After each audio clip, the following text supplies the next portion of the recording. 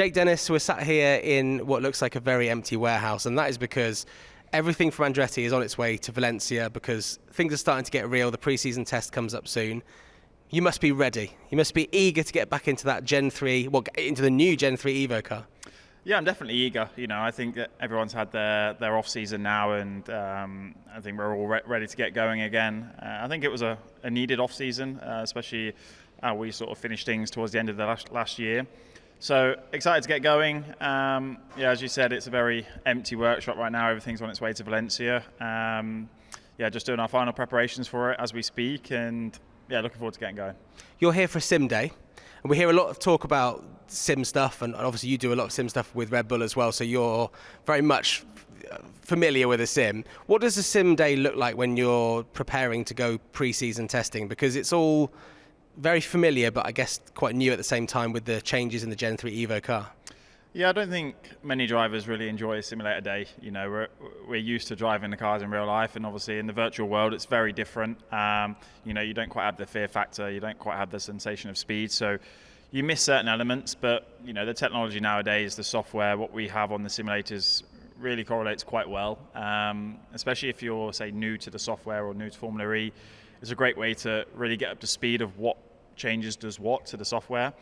In terms of driving and driving techniques, you have to take it with a pinch of salt for sure. There's certain elements which you can't quite replicate to real life, but nevertheless, every driver does it. I probably do it more than most just because of the Red Bull work I do as well, so sort of doing double time. But I think the work I do with Red Bull and then the work I do here, you can sort of bring together and try and make the Andretti simulator as good as possible, because Red Bulls is probably, the best in the business in terms of F1. So it's great to have the comparison.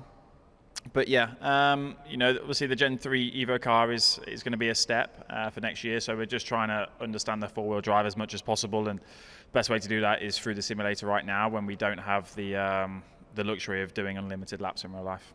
When it comes to Gen 3, obviously you were the champion in the first year of Gen 3, so you got to grips with that car really, really quickly. Do you feel that's going to be the same with this car? Have you had much time in it so far? Very limited running. I've only done 2 half-a-days, so I can't say I'm massively experienced with the four-wheel drive right now. I think I've probably done a total of 8 laps. But, same boat 2 years ago, when we came out as champion, I'd only done 1 day before the Valencia test, and that was basically a write-off for us anyway. So, I don't think it's going to change all that much. The 300 running we're doing, that's all very similar. So, from my side, that won't take much learning. It's really just understanding the new tyre, what Hankook have provided, and then a little bit of the four-wheel drive. But to be honest, if you're into the duals, you've probably had a pretty good qualifying session anyway, and if you start 8th or 1st, you can still win races. Are you licking your lips at the thought of a slightly softer tyre? Some of the other drivers definitely are. Yeah, I think we're all pretty happy that we've got this softer tyre. It's not softer for the whole duration. It definitely becomes worse at some point. So qualifying is probably a little bit nicer for us to drive, but the racing will probably be a little bit more difficult. The tyre degrades quite heavily. It shreds a lot of rubber, so the track marble situation is going to be back to something what we had in Michelin. So there's a few variables, but I think overall drivers are happier that there's a softer tyre. In the rain, it's pretty challenging. It's significantly slower than the old tyres, surprisingly. Even I don't really understand why it's like that. No one really does. Softer compound, but we're going considerably slower. So hopefully it's not too many wet races, but nevertheless, I think it's a welcome introduction from Hankook, and hopefully we can see some better racing with it. Hopefully so. We see the new car, and we saw it for the first time at Monaco. We see the new livery for Andretti, but it looks pretty familiar, right?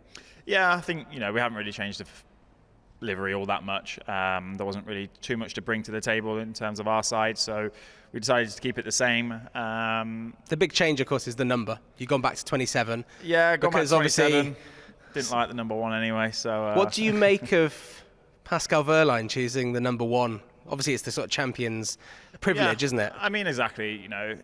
He's deserving to run the number 1, so I can't say anything. I ran it. I think most people run it whenever they win it. So, it's a privilege to run. You're not guaranteed to run it every year, so I think when you get the opportunity, you may as well take it with both hands and it's a cool thing to have. Hopefully I can obviously take it back, but nevertheless, I think whoever runs the number one on the car is always a pretty good feeling. Does it make your socials more in line now? Are you still 27 at the end? I am 27. Yeah, so it makes more sense. To be fair, on my socials it's 19. I've always been 19. I don't really know why, okay. but yeah, and everything I've had, all my socials have been JD 19. And yeah, when I joined Andretti 5 years ago, it was 27. I had the luxury of obviously running number one for a bit, but yeah, back to the trusty 27. And obviously Nico's decided to run the 51, so it's not 27, 28, but nevertheless, yeah, it's just a number at the end of the day. Just got to look a bit further down to find my name before a practice session starts. But yeah, hopefully it's all good. Hey, look, maybe you'll get that number one back off Pascal. You mentioned Nico, another new teammate here. What's your relationship with him? Obviously, you've raced against him quite a lot. You've probably not spent a lot of time with him here at Andretti yet, but how do you two get on?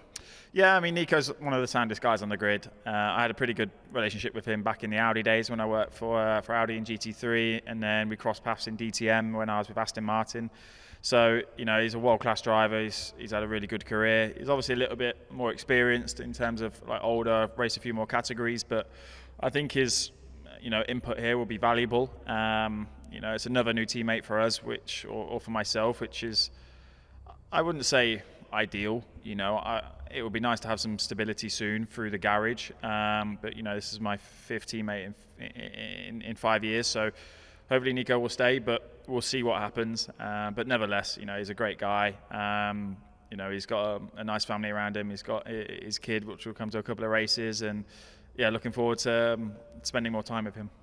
When you go into the season not as the champion, obviously last year you were the defending champion, did you feel that pressure? I know we kind of talked during the season and you'd probably say no because you're a competitor and, you know, you don't want to give anything away, but did you feel any extra pressure that may have lifted this season? Honestly, no. I think when you become champion, it really does give you that extra confidence boost to back yourself, and I still carry that to this day. You know, I am still a Formula E world champion, and I'll still remember that for the next few years at least.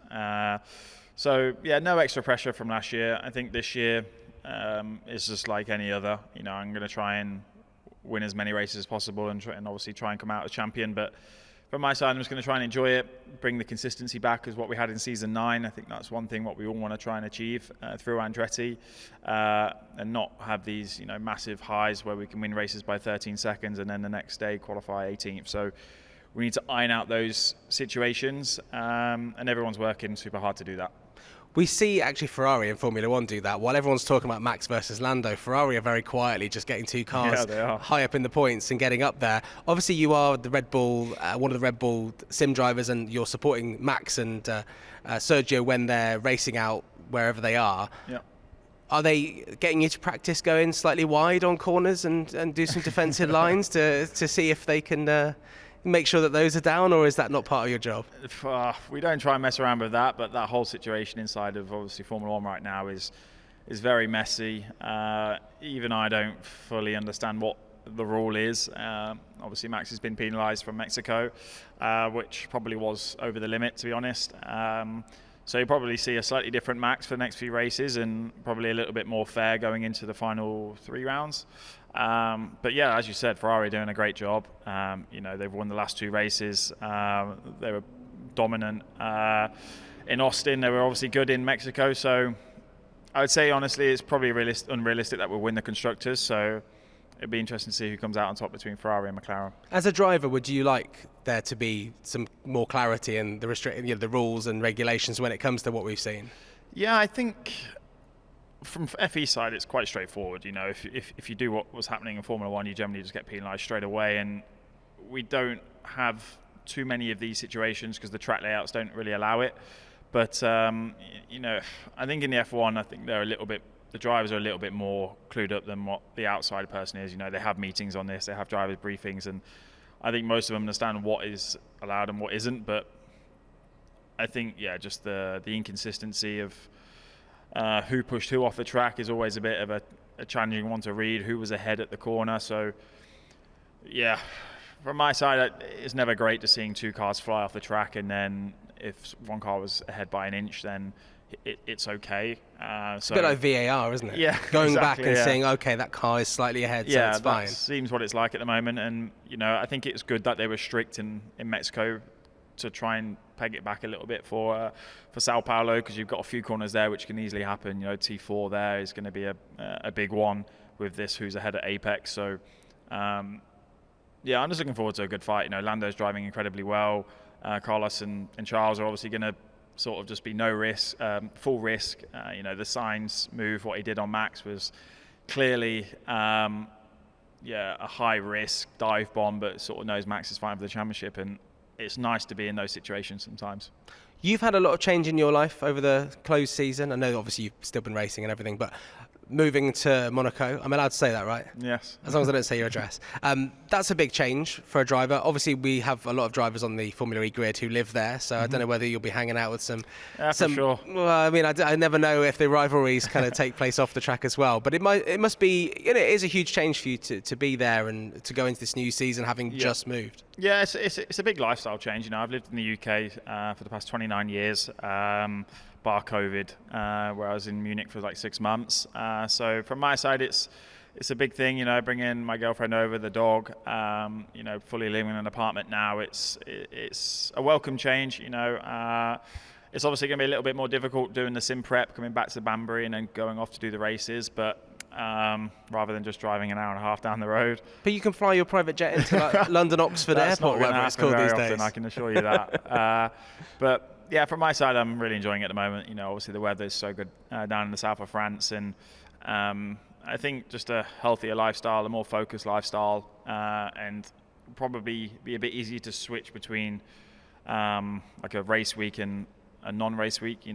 Before, when I was in the sim prep, you could sort of just drive back home in the evening and probably switch off and not really focus too much on it, and then just come back the next day and do the same. Whereas now it's it's a big event. I'm flying in. I'm staying at a hotel, so you're always sort of in that work mode, which is something which obviously I was doing in season 9.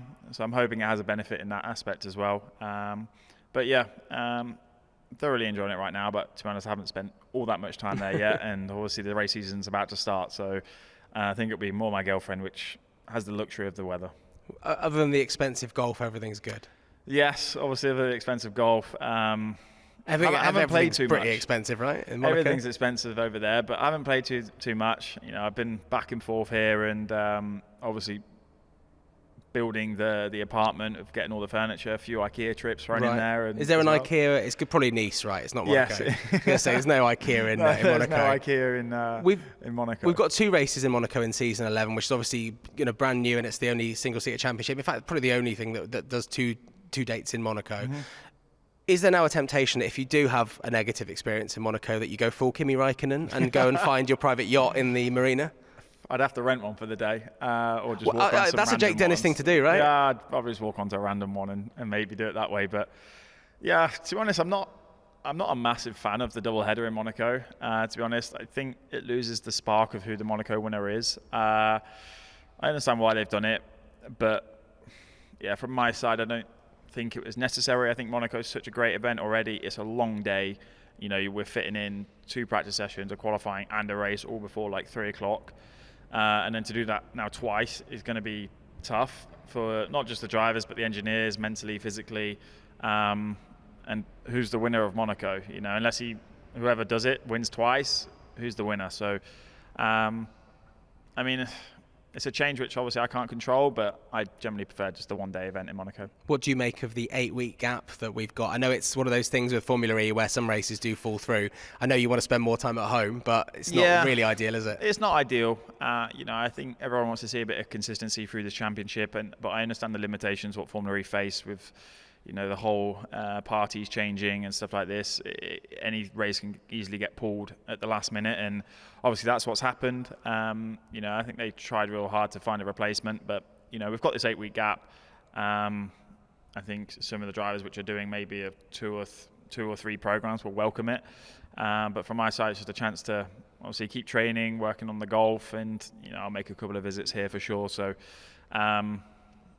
yeah, it is what it is, and I have no control over that. If that handicap doesn't go down in that 8 weeks, there's going to be a problem. Yeah, it needs to. It'll be fine. Obviously, right, well, the season's coming up now, so we look forward to that.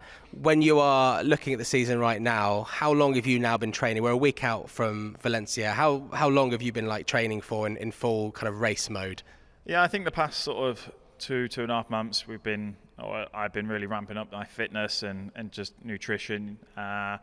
I wanted to try and get down to my absolute lightest that I've ever been since joining Formula E, and I've managed to achieve that. So the motivation from my side is super high. I just want to get going from it. But yeah, I think from my side I can't push any harder than what I have done these past sort of 10 weeks, and ready to get going. That's the problem with sim stuff, isn't it? Because I guess the weight doesn't matter so much, but when you get in the car, it's every little millimeter. Hang on, that doesn't make sense. Every little kilo or whatever makes a difference. It does, yeah. And I think last year, my car started to get a bit too heavy. I was too heavy, and we ended up probably throwing away around about a tenth a lap. And somewhere like Shanghai, I think it was 6 positions for qualifying. So I just wanted to remove that element and just try and get back onto a level playing field to everyone, and rather than just going into qualifying with a sort of hand behind your back. And then the racing's probably a bit less obvious, but every kilo matters, and carrying around 8-9 kilos over everyone else was probably a bit of a hindrance for sure. Yeah, and as one of the taller drivers as well, you're at a disadvantage to start off with. We've got to end by talking about the Jake Dennis struggles, just to check in and check there's been any more struggles. Obviously the golf was pretty expensive the other day. Yeah. Anything else you need to report? I got my timings wrong for my flight this morning. I thought my flight was at 5:50 a.m. It was at 6:50 a.m. So I woke up 2:30 this morning UK time for that, which was less than ideal. So then I arrived at the airport 2 hours and 40 minutes too early. Classic. Yeah, but trains getting cancelled when I was in London. But IKEA delivery coming while you're out, that kind of thing. Yeah, exactly. But I mean, the season's only just going to get started, so I'm sure there's going to be more coming my way. Hopefully with the change and flying from Nice more, it's going to be a bit different, but I have zero hope. I look forward to the social media account that documents all your struggles, having a field day. Great to catch up with you. I mean, all that's left to leave this building now is us to go to Valencia. So enjoy the rest of your sim work, and we'll see you out there. See you out there. Cheers.